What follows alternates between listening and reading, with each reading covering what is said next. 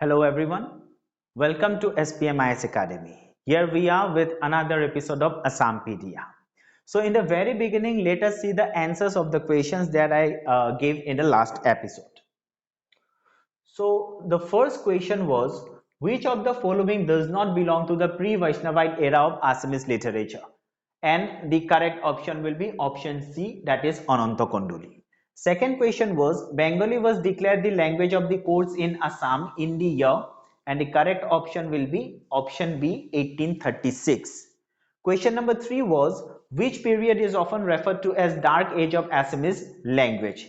Options were 1846 to 89, 1821 to 1824, 1857 to 1861 or 1836 to 1873, and the correct option will be option D, that is 1836 to 1873. Question number 4 was, what is the first Assamese book in print? Your options were Dharma Pustak, Ram Navami, Hemkosh or a grammar of the Assamese language, and the correct option will be option A, Dharma Pustak. Question number 5 was, the first Assamese grammar was published by, your options were Nathan Brown, W. Robinson, Miles Bronson or A.K. Garney, and the correct option is option B, that is W. Robinson. Question number 6 was, Orunodoy was published from, your options were Khodia, Dhuburi, Guwahati or Sivsagar. The correct option will be Sivsagar.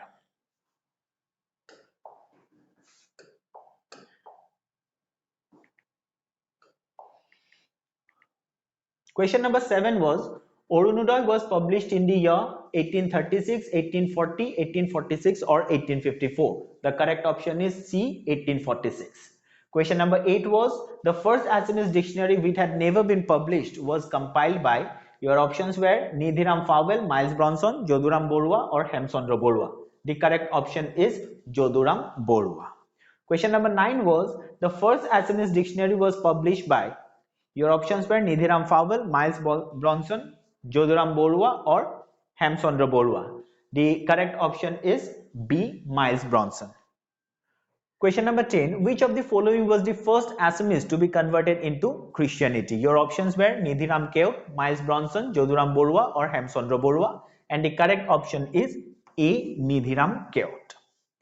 Question number 11. Who of the following used the pen name a native? Your options were Nathan Brown, Gunaviram Borua, Holiram Dhekial Phukon or Anandoram Dhekial Phukon, and the correct option is Anandoram Dhekial Phukon.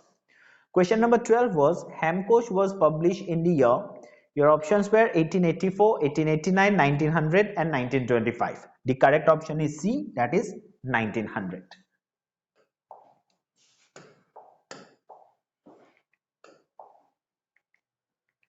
Question number 13 was, who is the author of the drama Kaniyar Kirtan? Your options were Anandoram Dhekial Phukon, Gunaviram Borua, Hemchandra Borua or Padmanath Gohai Borua, and the correct option is Hemchandra Borua.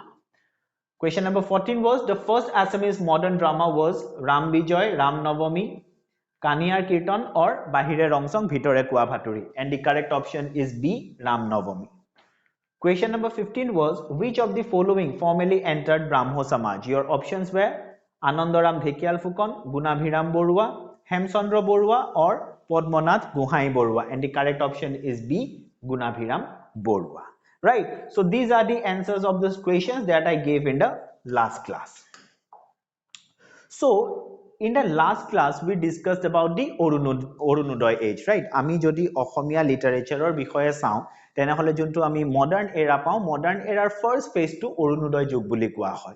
1846 or pora ei je Orunodoy magazine khon publish hoboloi dhorisile, tetiar porai Assamia sahityot eta notun dharar sūchona hoy. Right, ইয়াৰ আগতে মাইথলজিৰ ওপৰত যোনটো focus কৰা হৈছিল, মাইথলজিৰ ওপৰত যোনটো গুৰুত্ব দিয়া হৈছিল, সেই ট্ৰেন্ডটো লাহে লাহে চেঞ্জ হ'বলৈ ধৰে। এইখিনি সময়তে অৰুণোদয় যুগে দিয়ে বহুত অসমীয়া লিখকে আত্মপ্ৰকাশ কৰে, ৰাইট? সেইখিনি সময়ৰ আমি মেইন যোনবিলাক স্কলাৰ আছিল যোনে অসমীয়া ভাষাৰ উত্থানত অৱদান যোগাইছিল তেখেতসকলৰ বিষয়ে আমি আলোচনা কৰিলো। তাৰে ভিতৰত যোন খ্ৰীষ্টিয়ান মিশনাৰীজ সকল আছিল, তাৰে ভিতৰত ইম্পৰ্টেন্ট যোন কেজন আছিল সেই কেজন হল Nathan Brown, Miles Bronson and Nidhiram Farwell. Then the people other than the missionary যোনবিলাক অসমীয়া সকলে যোন কেজনে গুৰুত্বপূৰ্ণ ভূমিকা গ্ৰহণ কৰিছিল সেইখিনি সময়ত, তাৰে ভিতৰত মেইন আছিল আনন্দৰাম ঢেকিয়াল ফুকন, হেমচন্দ্ৰ বৰুৱা আৰু গুণাভিৰাম বৰুৱা এতিয়া অৰুণোদয় যুগ বুলি ক'লে আমি 1846 to 1889 লৈকে সেই যুগটোৰ বিষয়ে আমি মানে সেই যুগটোক আমি অৰুণোদয় যুগ বুলি কওঁ এতিয়া আজিৰ ক্লাছত আমি ডিসকাস কৰিম যে অৰুণোদয় যুগৰ পিছত অসমীয়া সাহিত্যৰ কি দৰে আৰু ডেভেলপমেন্ট হ'বলৈ ধৰিলে So today we will discuss about the Junaki age.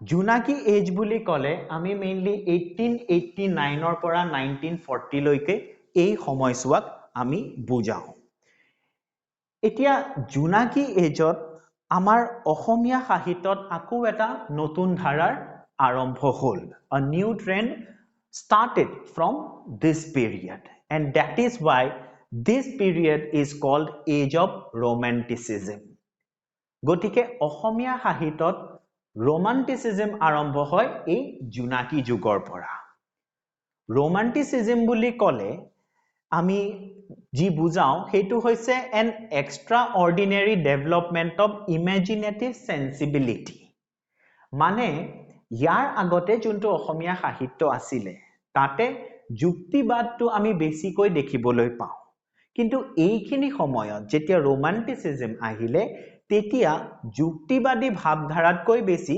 কাল্পনিক ভাবধাৰাৰ প্ৰাধান্য আমি দেখিবলৈ পাওঁ right হেইটোকে আমি romanticism বুলি ধৰি লওঁ যদিও romanticism has been this term romanticism has been defined differently by different scholars কিন্তু আমি অসমীয়া সাহিত্যৰ ক্ষেত্ৰত যেতিয়া আমি কওঁ যে এই romanticismৰ আৰম্ভ হৈছিল তাৰ মানে যোনটো কাল্পনিক ভাবধাৰা যোনটো আছিলে হেইটোৰ প্ৰাধান্য বাঢ়ি গৈছিল তুলনামূলকভাৱে আপোনাৰ যুক্তিবাদী ভাবধাৰাতকৈ এতিয়া এই romanticism শব্দটো ডক্টৰ মহেন্দ্ৰ বৰাই অসমীয়া পৰিভাষা যোনটো কৈছে হেতু হৈছে ৰমন্যাস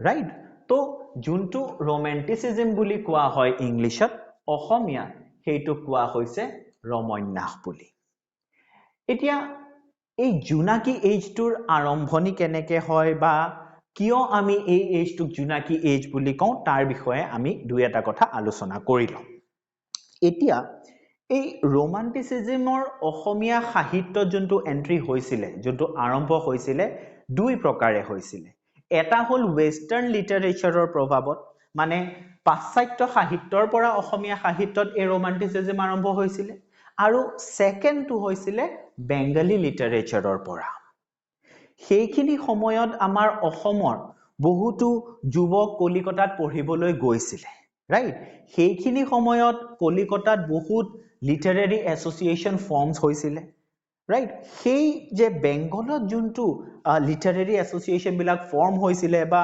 বেংগলী ভাষাটোত যেনেকুৱা লিটাৰেচাৰ প্ৰডিউস হৈছিলে সেইবিলাক দেখি অসমৰ পৰা যোনসকল যুৱক গৈ কলিকতাত সেইখিনি সময়ত অধ্যয়নৰত আছিলে যোনে পঢ়ি আছিলে কলিকতাত তেওঁলোকেও ভাবিছিলে যে আমিও এনেকে আমাৰ অসমীয়া ভাষাটোৰ উন্নতি সাধন কৰিবৰ কাৰণে কিছু পদক্ষেপ আমি গ্ৰহণ কৰিব পাৰো এনেকে যোনকেইজনে সেইখিনি সময়ত আগভাগ লৈছিলে ইনিচিয়েটিভ লৈছিলে তাৰে ভিতৰত মেইন আছিলে চন্দ্ৰকুমাৰ আগৰৱালা লক্ষ্মীনাথ বেজবৰুৱা আৰু হেমচন্দ্ৰ গোস্বামী এওঁলোকে সেইখিনি সময়ত চিন্তা চৰ্চা কৰিলে আৰু যিদৰে বেংগলত লিটাৰেৰী এছ'চিয়েচন সমূহ হৈছিলে তেনেকৈ তেওঁলোকে ভাবিলে যে অসমীয়া ভাষাটোৰ উন্নতি সাধন কৰিবৰ কাৰণেও আমি কিছুমান লিটাৰেৰী এছ'চিয়েচন বনাও আৰু with that purpose they founded অসমীয়া ভাষা উন্নতি সাধিনী সভা in the year 1888 তো অসমীয়া ভাষাৰ সংৰক্ষণৰ কাৰণে অসমীয়া ভাষাৰ উন্নতি সাধনৰ কাৰণে অসমীয়া ভাষাত আৰু সাহিত্য ৰচনা কৰিবৰ কাৰণে 1888 চনত in 1888 they established this অসমীয়া ভাষা উন্নতি সাধিনী সভা এতিয়া এই অসমীয়া ভাষা উন্নতি সাধিনী সভাই ডিসাইড কৰিলে যে তেওঁলোকে এখন ম্যাগাজিন পাবলিশ কৰিব আৰু সেই মৰ্মে আৰম্ভ হ'ল জোনাকী ম্যাগাজিনৰ so this অসমীয়া ভাষা উন্নতি সাধিনী সভা published the magazine Junaki for the first time in the year 1889 গতিকে 1888 ত অসমীয়া ভাষা উন্নতি সাধিনী সভা এস্টাবলিশ কৰা হয় আৰু এই অসমীয়া ভাষা উন্নতি সাধিনী সভাই 1889 ত জোনাকী মেগাজিনখন পাবলিশ কৰে আৰু এই জোনাকী মেগাজিনখনৰ জৰিয়তে আৰু কিছুমান নতুন নতুন সাহিত্যিকে নিজৰ ৰচনা প্ৰকাশ কৰিবলৈ ধৰে আৰু এই জোনাকী মেগাজিনখনৰ জৰিয়তে অসমীয়া সাহিত্যত এটা নতুন যুগৰ সূচনা হয় যাক আমি জোনাকী এজ বুলি ক'ব পাৰো আৰু এইখিনি সময়তে romanticism বা ৰমন্যাসৰ আৰম্ভ হয় অসমীয়া সাহিত্যত এতিয়া এই জোনাকী মেগাজিনখনৰ ফাৰ্স্ট এডিটৰ আছিলে Chandra Kumar Agarwala right so Chandra Kumar Agarwala was the first editor of this Junaki magazine and initially this magazine was published from Kolkata প্ৰথমতে কলিকতাৰ পৰা পাবলিশ হৈছিল পিছত গুৱাহাটীৰ পৰা এখন পাবলিশ কৰিবলৈ ধৰে এই মেগাজিনখন 1889 ত আৰম্ভ হয় আৰু ফাইনেল ইস্যুটো 1903 পাবলিশ কৰা হয় কিন্তু তথাপিও এই জোনাকী মেগাজিনখনৰ জৰিয়তে যোনটো এটা নতুন যুগৰ আৰম্ভ হয় that is believed to be continued till 1940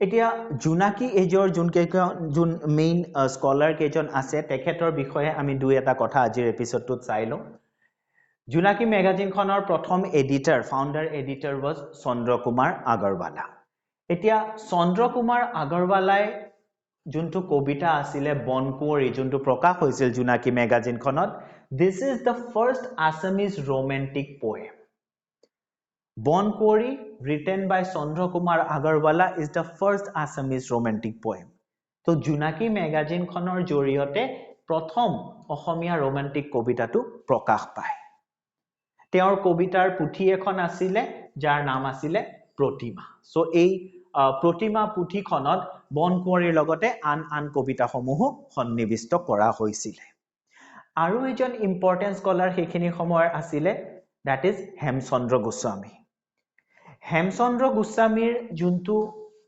কবিতা আছিলে প্ৰিয়তমাৰ চিঠি is the first Assamese sonnet sonnet মানে sonetক অসমীয়াত চতুৰ্দশপদী কবিতা বুলিও কোৱা হয় sonetৰ এটা বৈশিষ্ট্য হ'ল এটা characteristic হ'ল যে ইয়াতে 14টা শাৰী থাকে sonnetor as you can see this is the Priyotomar Chithi written by Hemchandra Goswami which is the first Assamese sonnet as you can see there are 14 lines here 1 2 3 4 5 6 7 8 9 10 11 12 13 14 so sonnetor eta boikhishto hol je yate 14টা শাৰী থাকে and this Priyotomar Chithi written by Hemchandra Goswami is the first Assamese sonnet কিন্তু এইটো যুগৰ আটাইতকৈ উল্লেখনীয় ব্যক্তি গৰাকী হ'ল লক্ষ্মীনাথ বেজবৰুৱা জোনাকী যুগৰ যদি আমি মনীষী কেজনৰ কথা কওঁ ইম্পৰ্টেন্ট লিখক কেজনৰ কথা কওঁ তেনেহলে আমি লক্ষ্মীনাথ বেজবৰুৱাৰ কথা ক'বই লাগিব he is the most important writer of this period গতিকে লক্ষ্মীনাথ বেজবৰুৱাৰ ৰচনাৰাজিৰ বিষয়ে যদি আমি চাওঁ Kodamkoli and Podumkoli these are his poetry collection then he has written a novel named Podumkuori then children literature dikhotu Lakshminath Bezboruar bahut obodan ase Junuka Burhiyar Sadhu Koka Deuta aru Nati Lora Bakhor these are some of his children's literature right ei Burhiyar Sadhu khon ajiu lora swalik sadhu শুনাবলৈ প্ৰত্যেকৰ ঘৰে ঘৰে এই বুঢ়িয়াৰ সাধুখন দেখিবলৈ পোৱা যায় তাৰ উপৰি if we talk about the collection of satire essay he created a fictional character তেখেতে কৃপাবৰ বৰবৰুৱা নাম লৈ পেলাই বহুত এনেকুৱা খুহুটিয়া সাহিত্য ৰচনা কৰে right so his collection of satire essay were Kripabar বৰবৰুৱাৰ কাকতৰ টুপুলা and কৃপাবৰ বৰবৰুৱাৰ উভতনি these were his satire essay Then he has written a number of plays like Litikai, Numol. This Litikai and Numol were comic plays. Apart from this, he has written Joymoti Kuori aru Belimar. Tekete Dinanath Bejboruar Hongkipto Jibon Sorit Buli এখন biography লিখে দীনানাথ বেজবৰুৱাৰ ওপৰত আৰু লক্ষ্মীনাথ বেজবৰুৱাৰ যোনখন আত্মজীৱনী বা অটোবায়োগ্ৰাফি সেইখন হৈছে মোৰ জীৱন সোঁৱৰণ ৰাইট সো মোৰ জীৱন সোঁৱৰণখন লক্ষ্মীনাথ বেজবৰুৱাৰ আত্মজীৱনী Lakshminath Bezbaroa also edited a magazine বাঁহী তেওঁ বাঁহী মেগাজিনখনৰ সম্পাদক আছিলে he was the editor of this বাঁহী মেগাজিন আৰু এই বাঁহী মেগাজিনখনতে প্ৰথমবাৰৰ বাবে অসমৰ জাতীয় সংগীত ও মোৰ আপোনাৰ দেশটো প্ৰকাশ পাইছিলে এই ও মোৰ আপোনাৰ দেশ গানটো অসমৰ জাতীয় সংগীত হিচাপে গ্ৰহণ কৰা হয় in 1927 আৰু এই ও মোৰ আপোনাৰ দেশ গানটো প্ৰথম এই বাঁহী মেগাজিনখনতে প্ৰকাশ পাইছিলে যোনখনৰ সম্পাদনা কৰিছিলে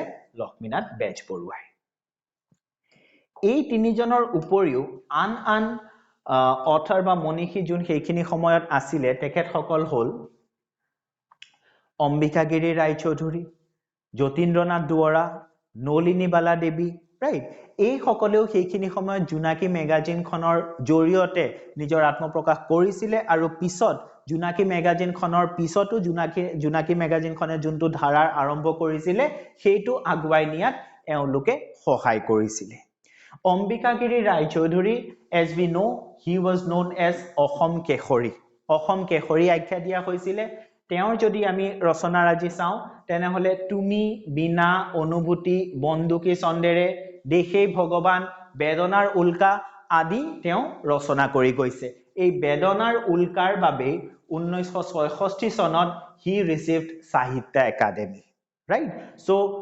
অম্বিকাগিৰি ৰায়চৌধুৰীয়ে এই বেদনাৰ উল্কাৰ কাৰণে 1966 ত সাহিত্য একাডেমী পুৰস্কাৰ লাভ কৰিছিলে then Jatindranath Duwara another important writer of that period Jatindranath দুৱৰাৰ ৰচনাৰাজি যদি চাওঁ তেনেহলে বনফুল আপোন সুৰ মৰমৰ সুৰ আদি উল্লেখনীয় এই বনফুলৰ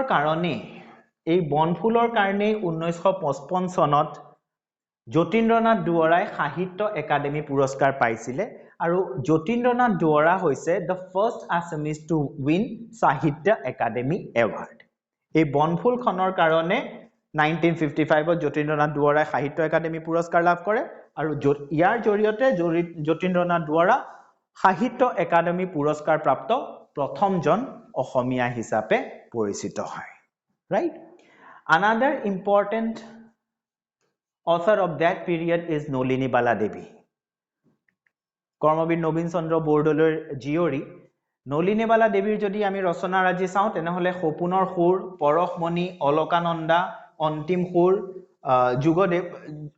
যুগ দেৱতা ইত্যাদি ৰাইট এতিয়া এই অলকানন্দা কিতাপখনৰ কাৰণে it's a collection of poems she won the Sahitya Academy in the year 1968 আৰু ইয়াৰ জৰিয়তে Nalinibala Devi became the first Assamese woman to win Sahitya Academy কোনখন কিতাপৰ কাৰণে পাইছিলে Alaknanda right so these facts are very important from prelims point of view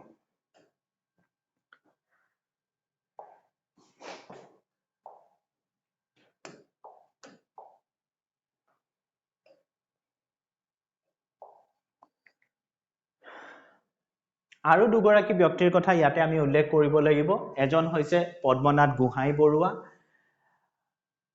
Gohain বৰুৱাৰ Bhanumati is the first Assamese novel and as we all know Padmanath Gohain Barua is the first president of Assam Sahitya Sabha Assam সাহিত্য সভা গঠন হয় in 1917 মানে এই জোনাকী এজতে অসম সাহিত্য সভাও গঠন হয় আৰু অসম সাহিত্য সভাৰ প্ৰথম সভাপতি আছিল Padmanath Gohain Barua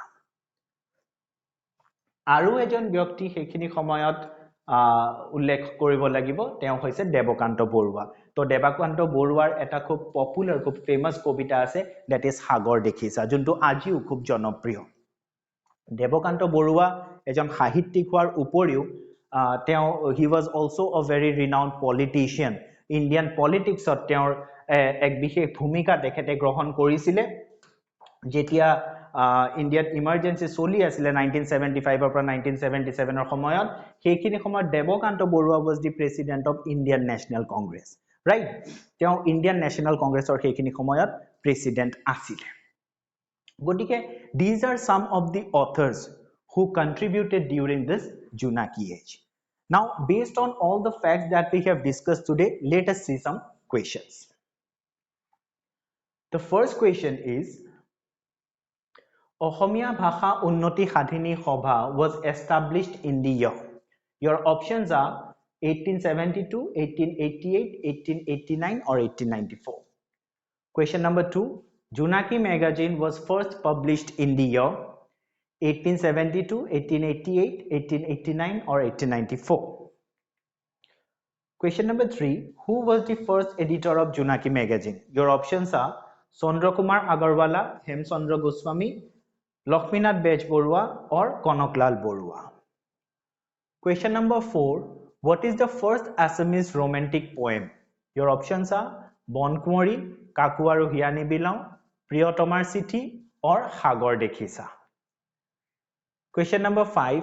Protima, a compilation of Assamese poetry is by Jotindranath Duara, Devakanta Borua, Chandra Kumar Agarwala or Lakshminath Bejborua. Question number 6. The first Assamese sonnet, Priyotomar Chithi, is written by. Your options are Jotindranath Duara, Devakanta Borua, Chandra Kumar Agarwala or Lakshminath Bejborua.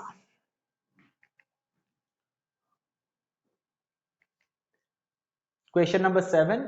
Who of the following used the pen name Kripabor Bor Borua? Your options are Padmanath Gohai Borua, Ambika Giri Rai Chaudhuri, Lakshminath Bejborua or Devakanta Borua. Question number 8. Mor Jivan Huaron is the autobiography of. Options are Padmanath Gohai Borua, Ambika Giri Rai Chaudhuri, Lakshminath Bejborua or Devakanta Borua. O Mor Apunar Desh was first published in Junaki, Bahi, Orunodoy or Ramdhenu. Question number 10. Ambika Giri Rai Chaudhuri was awarded Sahitya Academy for his book Tumi, Bina, Bedonar Ulka or Bonduki Sondere. Question number 11. Who is the first Assamese to win Sahitya Academy? Your options are Padmanath Gohai Borua, Ambika Giri Rai Chaudhuri, Jotindranath Duara or Devakanta Borua. Question number 12. Olokananda, a compilation of Assamese poem by Padmanath Gohai Borua, Ambika Giri Rai Chaudhuri, Jotindranath Duara or Nolini Bala Devi. Question number 13.